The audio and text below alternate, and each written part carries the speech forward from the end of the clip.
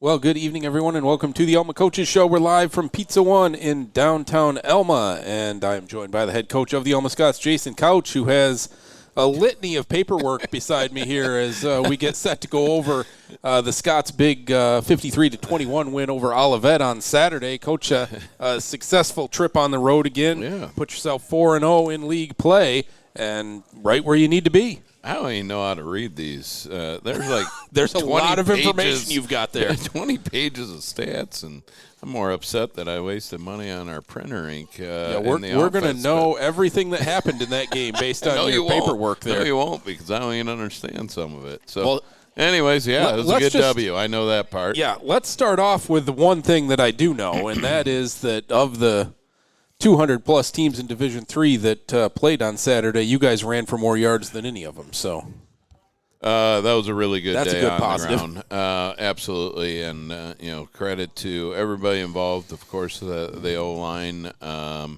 There were drives. I mean, there were times where I was seeing defensive linemen 8 to 12 yards, being driven 8 to 12 yards down the field, and really, really impressive.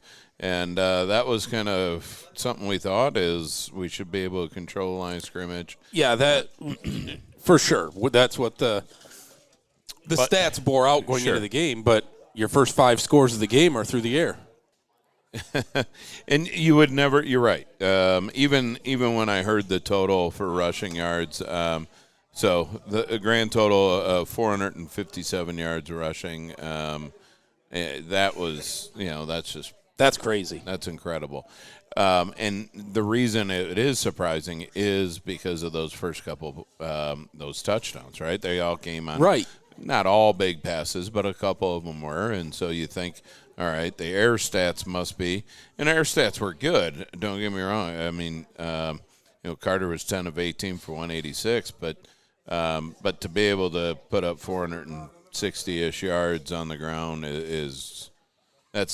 it's dominating. It is dominating. That's good stuff. And so Eddie Williams, I mean, he had 15 carries, 183 yards. He's MIAA Player of the Week this week too, which he probably should have been a few times earlier in the season. But you said it, not me. But I thought between he and Carter's performance, Carter had 5 touchdown passes. I mean, that's not easy to do. No, that it's not in a easy day. to do.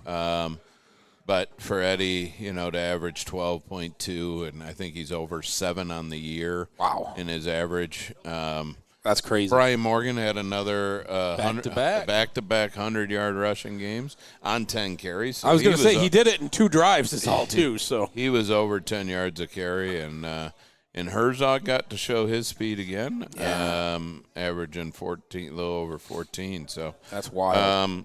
It was really great.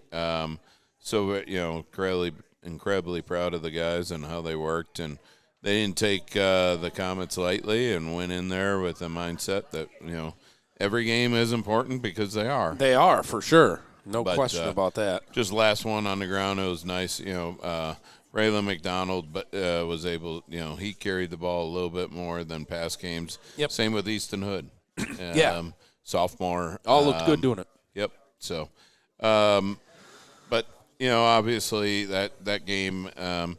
It's one of those. I'll say it now. I wouldn't say it last Wednesday, but it's one that we should have, and I'm glad we were able to come out of that with the W. But. For sure. You guys got on the board first. After you stopped them on 4th down, kind of a weird little deal. They brought on they brought another lineman package. in. He was a big fella. 390 pounds. I didn't know he was that big. 390, 6'2", 390, and they went. They brought in that package. They went 390, 340, 315 across the front. You guys called timeout, and then inexplicably they took those guys out and just tried to run up the middle. That didn't work out very well for them. Gave you a short field to start off. I called timeout. In Coach Ettinger, defense coordinator, I wouldn't say he wasn't happy with me. He's like, no, we were all set. And I'm just going to say, you know what? It worked out. It worked out great, yeah. 3 plays, 49 yards. Carter St. John goes over the top to Brock Miller, got a step to the inside, and dropped it in there. It's probably in one of these sheets. I have no idea what down and distance was on that first drive. But that was 3rd and 4. okay, I thought it was a little bit longer, and but I knew he was going up with the ball, and like, man, all he needs the first down, and okay, we'll take the touchdown. Yeah, exactly. They did get on the board immediately after that, though. They had a kid make a really good one-handed catch over at the 1-yard line and then ran it in 7 apiece. Yeah. Big return, though, on the kickoff from Alfonso Gray. Yeah, and it's something that we've known that he can do. In this league, you never know exactly one week to another with kicking, what you're going to see, whether it's into the end zone or it's going to be shorter where you kill your return. He was able to hit exactly how we designed it up and practice it all week, and that one went well. very well. So proud of him for that because he works hard at it, and he's pretty electric with the ball. Went back up over the top, 2 plays, 37 yards. This one to Poff, another good pass. Get the ball right back, and then you start what you said were the drives. 8 plays, 67 yards, capped off on a little shovel pass. A whopping 2 minutes. Well, it didn't take very long, but you got them on a delay penalty on that drive, actually, to where they tried to sub just because they were completely out of gas, and they had about 12, 13, 14 guys on the field there. Those drives, obviously, the explosives help, but capped it off. It was a fun little shovel pass. Underhand shovel toss, yeah. Yep. Counts as a pass. It does count as a pass. But that's really from that point, you're like, okay. Yeah. We're in the driver's seat a little bit. They did come back. Well, we had one more. Yep, you got one to Haggart in the end zone. That's there. a nice play. It really kind of just puts a pressure on Carter. He's got to make the read, but it really divides the defense. And if he has a little bit of time, he's going to find that open receiver. Yeah, that drive had a couple of really good plays too. Sam Couch had a great catch along the sideline, diving down the sideline. Yep, I think he extended our drive there. A third down one he caught. And then the next play, Carter had a long run and added a penalty onto the end of it, and then you're right in the end zone again. But you're right, they did get on the board once more, but then in the final minute and 37 seconds of the half, 2 more touchdowns for you guys. Another one to Brock Miller to cap a 8-play, 75-yard drive in a minute and 35 seconds. And then get the ball right back, 5 plays, 57 yards, 34 seconds. Eddie Williams, a 44-yard run. And I thought in that situation, the call to run the football with Eddie was just perfect because they were kind of leaned back. They were very soft, right? And had timeouts left. Exactly. Had we not had timeouts, I think it would have been different. I'm not sure I expected him to take it all the way through the secondary that was soft out there, but he just kind of ran him over and right into the end zone. I thought that was a really good play call. Yeah, and then I know on that one, or coming up into the second half, Jacob Kluk came in to kick the extra points. Did. And he started pounding those through in the second half, which was nice to see. Yes, he had I think the he look was that rushed. maybe he's got some distance capabilities. Yes. I think he was a little rushed the first time he went out and didn't set up properly. That was the one right before the half, but then in the second half I was pleased to see those. Yeah, you get the ball to start the second half, 12:38 to go, and this was just Brian Morgan's drive. You turned and handed the ball to him a bunch of times, and he ran it like 12, 15-yard chunks down the field and into the end zone. And we wanted to feed him there at the end. He did take us down there, and it was nice to see him get the touchdown. He's been phenomenal the last 2 weeks. Even leading up to that, but it's the numbers that pop off the sheet.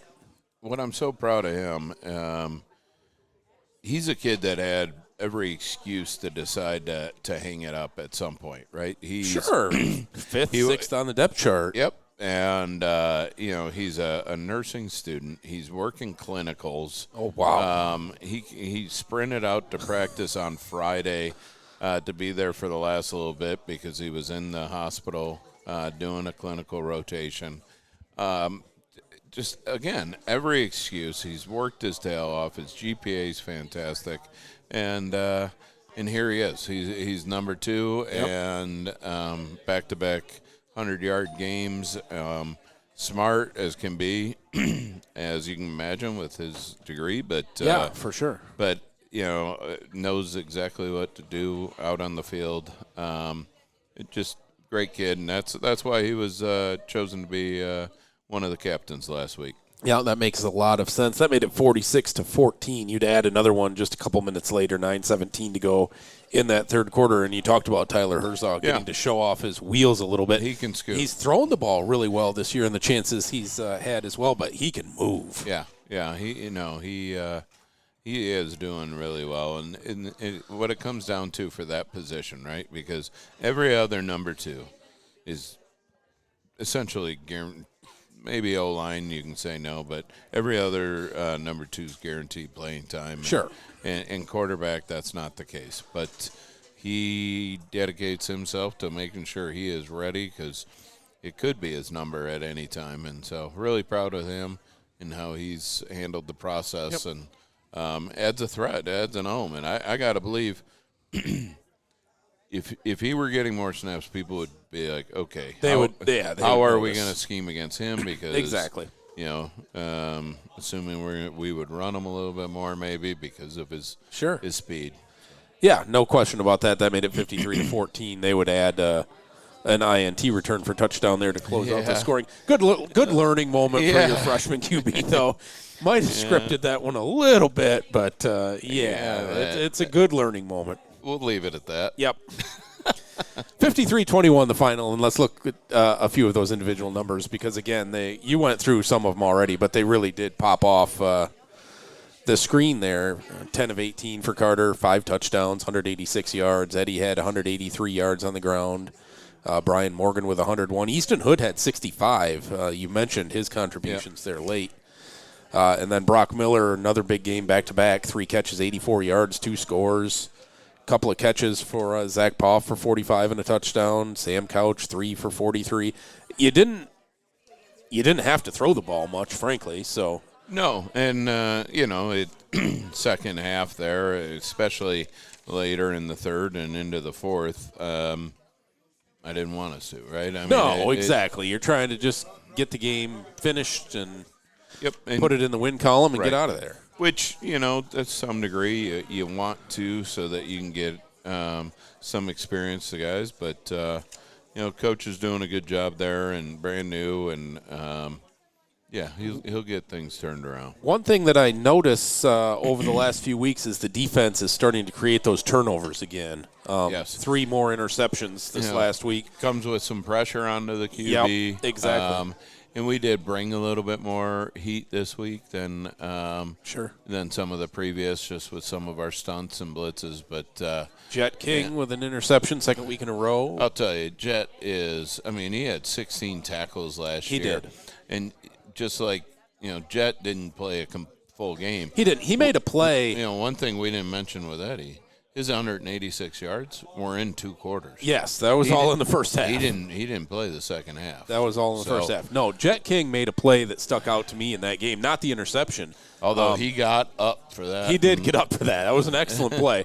But there was a screen pass out around midfield on a third down that was set up really well by them in the second quarter, I think. And he just came flying across the field unblocked. He was the only guy that had a chance. Tackle for loss. It was indeed a tackle for loss at the end of it. But, an interception there. Marlette had an interception and a 33-yard return on that as well. And then Drew Bradley had one down around the goal line. Yeah. So good to see him. He again is one that's always ready, does great film work and studying. But, we just crank off a few more. Marshawn, the stats aren't going to show. They no longer throw at him. They don't go at him much. And, he's playing some really good ball. But I'm happy with our defensive line. We rotate a lot of guys in and out. A lot of guys. But, Matt Oswald, who's senior now from Beale City and has just had a tremendous career. But to add to him, Ladarius Abston gave some good pressures. He had a sack and a tackle for a loss. All that pressure adds into the turnovers that you're seeing. Right. what I'm not happy is we coughed it over 3 times as well. And so something that we need to clean up. We had two interceptions and a fumble. And that's right. So those are things you caused 3 turnovers, you should win that margin. Yes, you should. And we didn't do that offensively. So something always to work on, that's for sure. There's always something to work on, but it's a positive momentum going forward. Yep. And Brock Boudre had, another. He's consistent. He's very consistent. You should hear the communication that they have in that secondary is impressive, and he's leading the way. He's making the checks and the adjustments to any motions. And from an outside perspective, I would say the secondary is what has improved, the unit that's improved the most from throughout day the course one. of the season. Yeah. And it comes with a little bit of cohesiveness, but also, you gotta. The more you can disguise what you're in, the more comfortable you are with what we're running. Then you can have some fun with hiding it, and I think we've done that. And Coach Cole, Coach Hum, and Coach Hill have done a great job, getting that group rolling, because we've had a couple injuries there too that with Ryan West and others have stepped up and performed great. Yeah, it's been really good. Emilio O'Reilly stepped into that spot really nicely, and he's just kind of taken it by the horns and run with it. Yeah. So moving in, first-year player for us to be able to do that. Again, it often takes a couple of games for we call it, you just when you don't have to think, your legs get a lot faster. For sure. Right? You just let it go. You let it loose. So. That's a 53-21 win, and we are going to step aside here. And when we return, we'll be joined by Alma golf coach JT Cleveland. We're going to talk about some golf. I know that you enjoy some golf, and I enjoy what goes along. What goes along with. I haven't gotten to play golf with you yet, but we'll do that here next year. We'll get that set. Perfect. But we'll talk with JT when we come back. All right. It's the Alma Coaches Show. And welcome back to the Alma Coaches Show. We're live from Pizza One in downtown Alma, joined by Alma College head football coach Jason Couch and golf coach JT Cleveland.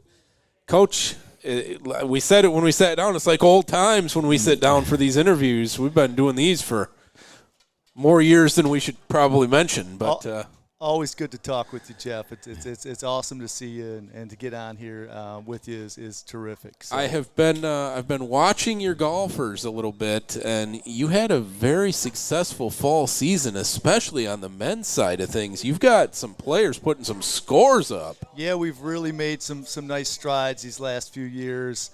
2 of my sophomores really emerged as some of the best players in the conference. Will Lytle shot a 73 at the Medalist. I don't know if you played there, but it's one of the most. Coach, I've played the Medalist once, yes. And I had to leave because there was a stinking tornado. Oh no!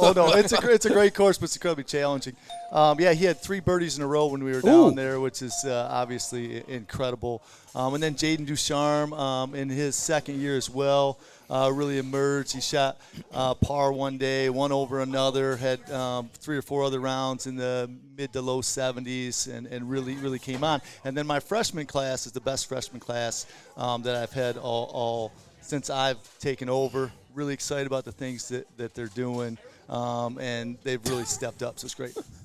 You've got one of your freshman golfers in the house right now. I don't know if he's the one, though, that he would argue that it's playing his best golf, but we're going to work on that. No, let me say, Cooper had 3 rounds where he shot par or better in practice, and he worked his way into the lineup for our last MIAA match at Watermark, where Kelvin hosts. Now, that course is incredibly challenging. There's no bailouts off the tee, and the greens were incredibly fast. But really just to have that, perseverance and to continue to push through, he's really going to help the program. Really excited about him. Yeah, I was able to catch 1 hole. Okay. And how did it go? Yeah, that one parted. So hey, that's perfect. That was good. Hole number 12, which isn't his favorite on the That's not an easy hole. So, yeah. But no, it's one thing I noticed. The former golf coach used to bring a mat here, Yes. and we used to have a putting contest. But I assume that stopped because I beat him 2 years. I was going to in a say row. he was also 0 for 2 in that putting So contest. I hope Gunner is listening. Gunner says, I'm out on that. He says, I'm out. I think that's I'm why out. he left. He I think split right to Fulton, right back home. he goes, I just got beat by a guy that can't play golf. That one putt you made to was win the second unbelievable. year, that was one of the better putts I've seen. That was good stuff. I think I did the Michael Jordan close the eyes, We may Figured, have, what the heck. we may that's have awesome. to bring that back next year, huh? That's true. How's, Let's well, do how it. is your putting? Best part of my game, most important. Okay. I mean, That's what let's do Gunner it. said, I think. Yeah. I might say it differently after Coach Couch putts, Right. What Well, the heck? to But make it'd still matters be a worse, blast. that It'd was be a lot of Gunner's putter that you were using Yeah, too. oh, actually. absolutely. So. Yeah. I signed it for him. So, all right, I have a question. Now, the conference used to be, it's run different than what it currently is. Now it's fall and spring, right? Yes. Everybody. Everybody. Okay. Yes. Because I believe it used to be you'd have to qualify for certain things in, that's in the right. spring. Yeah. So how do you balance two different seasons? And when does the spring start? Because as we know, When the snow melts. spring in Michigan's brutal. Those are terrific questions. Well, we're doing end of fall meetings tomorrow. I'll meet with every player, go over statistics, talk about what we're doing in the off season. They'll be broke up into pods to get in the golf room together a couple days a week. We'll increase our speed training to 3 days a week. We've came out of the winter the last 3 years and played so well in the spring. So, like, the work they're putting in the golf room has been tremendous. And the dedication I've had this year with both teams, I'm expecting even more things coming out in the spring. And then we start spring break. We fly to Orlando. Oh, yeah, you get a good trip. We play every day. I just got the tickets booked and the condo reserved. We'll fly out early Saturday and we'll play, every day for a week. And then when we come back, well, 2 years ago the course was open, which was amazing. But we'll probably be inside for a week or two after that. And then our first couple tournaments we do are usually in Southern Ohio and Indiana. Is that Orlando? Is that competition or just you and practice? I would love to have competition down there, but our spring break is so early.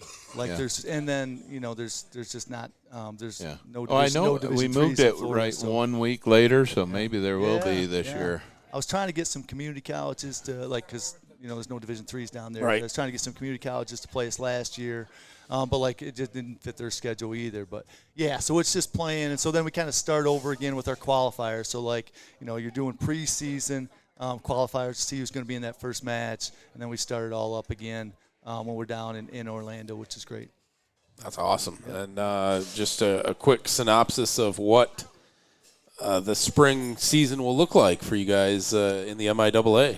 Yeah, well, really excited about what we can do, but it'll be conference championships for both sides, and we'll play.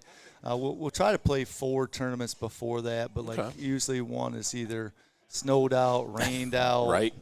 Iced out, whatever.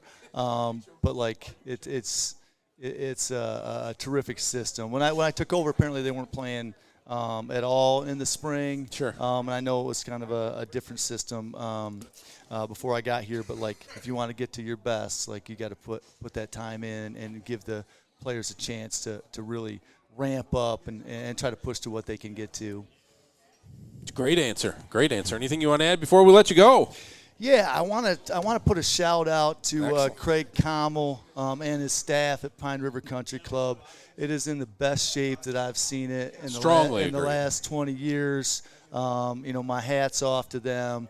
Really appreciate the work they did. And I do want to say that on the ladies' side, real quick. Oh yeah. We had some great progress with the ladies. Some really emerged.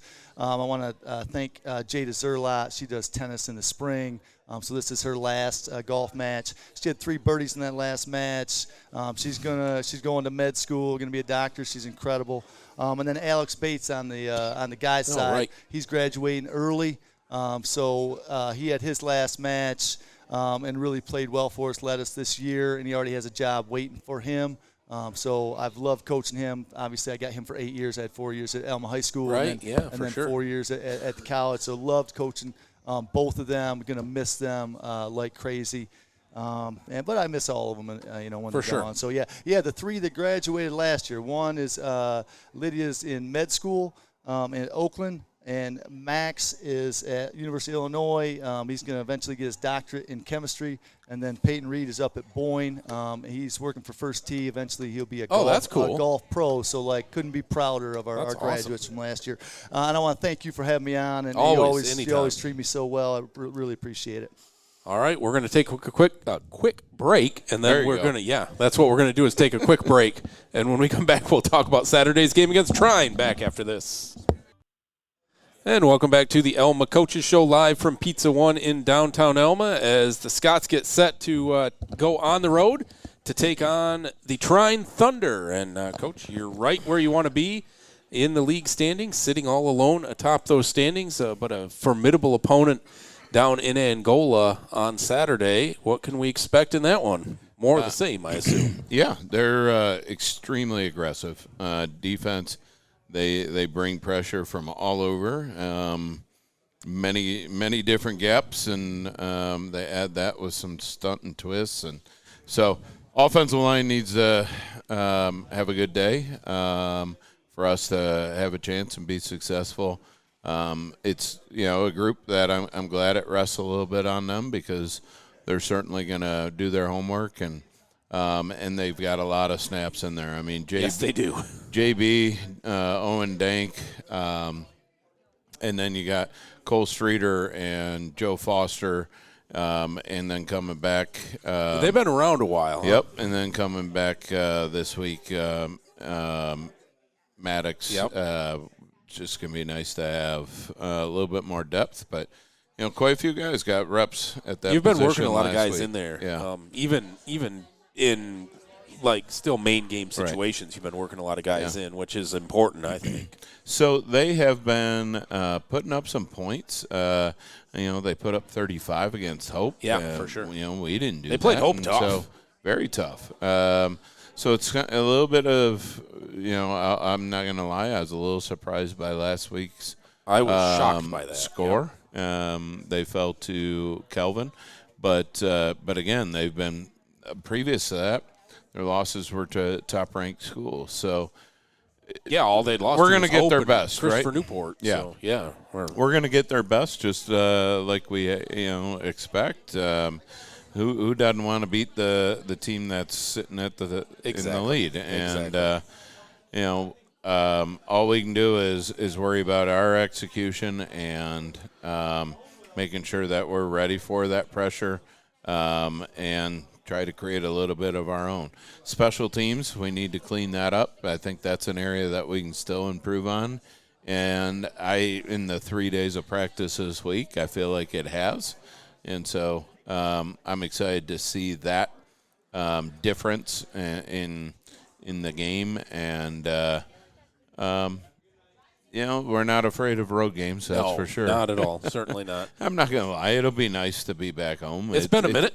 It's been quite a long time. Never have I had 3 road games. Plus before. a bye. Plus a bye. It was over 85 degrees the last time you played a home game. Yeah, it was hot that day, wasn't it? That was homecoming, I think. Yeah, it was. I think, right? It was so many weeks ago. It's been a long time, but yes.